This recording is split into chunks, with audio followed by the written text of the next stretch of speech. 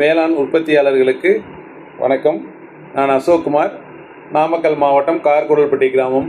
முந்தைய காணொலியில் தொழில்நுட்பங்களை வேளாண் உற்பத்தியில் எந்தெந்த அளவுக்கு அதிகமாக பயன்படுத்துகிறோமோ அந்த அளவுக்கு நமக்கு உற்பத்தி செலவு குறைஞ்சி உற்பத்தியை கூட்டலாம்னு சொல்லியிருந்தோம். இன்றைய காணொலியில் நுண்ணுயிரிகள் பற்றி பார்க்கலாம்.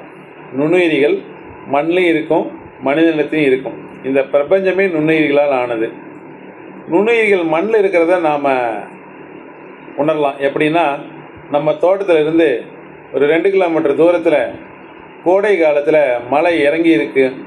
அந்த மாதிரி சமயத்தில் காற்று நம்ம பக்கமாக வீசும்போது நம்ம என்ன உணர்வோம்? மண் வாசனையை உணர்வோம். இப்போல்லாம் மண் வாசனைனா என்னங்கிறதே தெரியாத சூழ்நிலை உருவாயிடுச்சு. எப்போவாவது ஒரு முறை தான் அந்த மண் வாசனையை நம்ம இப்போல்லாம் உணர முடியுது. கோடை உழவு நம்ம உழுது வச்சுருப்போம். அதில் நுண்ணுயிரிகளோட முட்டைகள் தயாராக இருக்கும்.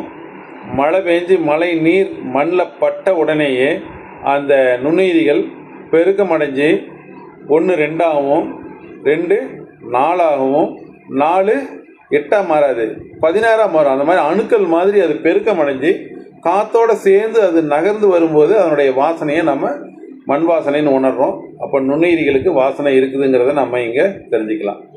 மனிதன்கிட்ட எப்படி இருக்குன்னா, நம்ம இட்லி தோசை சமைக்கிறது நம்ம ரெகுலராக சமைக்கிறோம். என்ன பண்ணுவோம்? மாவு ஆட்டி நம்ம மாவை கரைப்போம். மாவை எப்படி கரைப்போம்?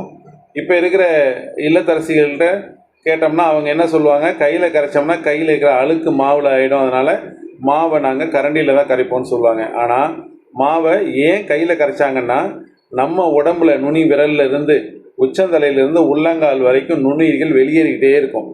நம்ம ஒரு 10 பேர் கூடி உக்காந்தோம்னா ஒரு வகையான உஷ்ணம், ஒரு சூடு நம்ம உணர்வோம். கூடவே ஒரு வாசனையும் உணர்வோம். அது மற்றவருடைய வேர்வையோட வாசனை கிடையாது, அது நம்ம உடம்புல இருந்து வெளியேறக்கூடிய நுண்ணுயிரிகளோட மனம். நுண்ணுயிரிகள் நம்ம கைக்காக எல்லா இடத்துலேருந்தும் வெளியேறிக்கிட்டே இருக்கும்.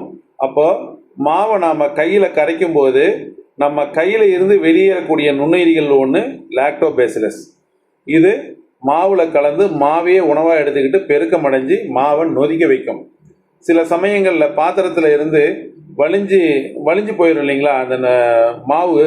அதுக்கு காரணம் என்னென்னா, நல்லா நொதிச்சிருக்குன்னு அர்த்தம். அதுக்கு தான் அந்த காலத்தில் மாவை கையில் கரைச்சிருக்காங்க. ஸோ இனிமேல் நாம் இதை தெரிஞ்சதுக்கப்புறம் மாவை கரண்டியில் கரைக்காமல் நம்ம கையில் கரைச்சோம்னா நம்மளோட இட்லி நல்லா பொது பொதுன்னு வரும், தோசையும் நல்ல மணமாக இருக்கும். விவசாயிகள் ஒருத்தருக்கு ஒருத்தர் நம்ம சந்திச்சிக்கும் போது பேசிக்கிற வழக்கம் உண்டு. என்ன சொல்லுவோம்?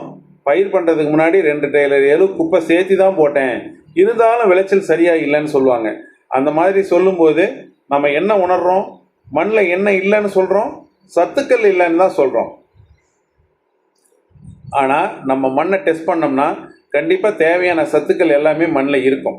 சும்மா சின்ன சின்ன குறைபாடுகள் தான் இருக்கும், பெரிய அளவில் இருக்காது. அந்த சத்துக்களை பயிர்களோட வேர்களுக்கு நீரை ஒரு கடத்தியாக பயன்படுத்தி எடுத்து கொடுக்கறது தான் இந்த நுண்ணுயிரிகள். இவை இல்லாமல் போனதுனால தான் மண்ணில் சத்துக்கள் வேர்களுக்கு சரியாக எடுத்து கொடுக்க முடியாமல் பயிரோட விளைச்சல் குறையுது. அப்போது நம்ம மண்ணில் சத்துக்களை நிலைநிறுத்துறதை விட நுண்ணுயிரிகளை நிலைநிறுத்துறது தான் முக்கியங்கிற விஷயத்தை பார்க்கணும். இந்த நுண்ணுயிரிகளை மண்ணில் நிலைநிறுத்துறதுக்கு முக்கியமான அடிப்படை தேவை கரிம வளச்சத்து, அதாவது கார்பன் கண்டென்ட்னு சொல்லுவாங்க. ஆனால் இன்றைய சூழ்நிலையில் நம்ம தமிழகத்தில் கரிம வளச்சத்து 2% கீழே குறைஞ்சிருச்சிங்க. இந்த கரிம வளச்சத்தை அதிகப்படுத்துறதுக்கு நம்ம என்ன பண்ணணும்? மண்ணில் மக்குகளை அதிகப்படுத்தணும்.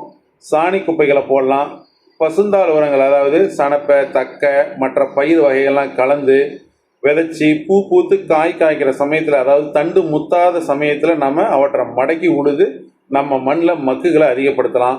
இதன் மூலம் மண்ணில் கரிம வளச்சத்தை நம்ம கூட்டி வைக்கலாம். மண்ணில் கரிம வளச்சத்தை அதிகப்படுத்தினா தான் நுண்ணுயிரிகளை தக்க வைக்க முடியும். இந்த நுண்ணுயிரிகளில் என்னென்ன வகை இருக்குதுங்கிறத நாம் அடுத்த காணொலியில் பார்க்கலாங்க. நன்றி.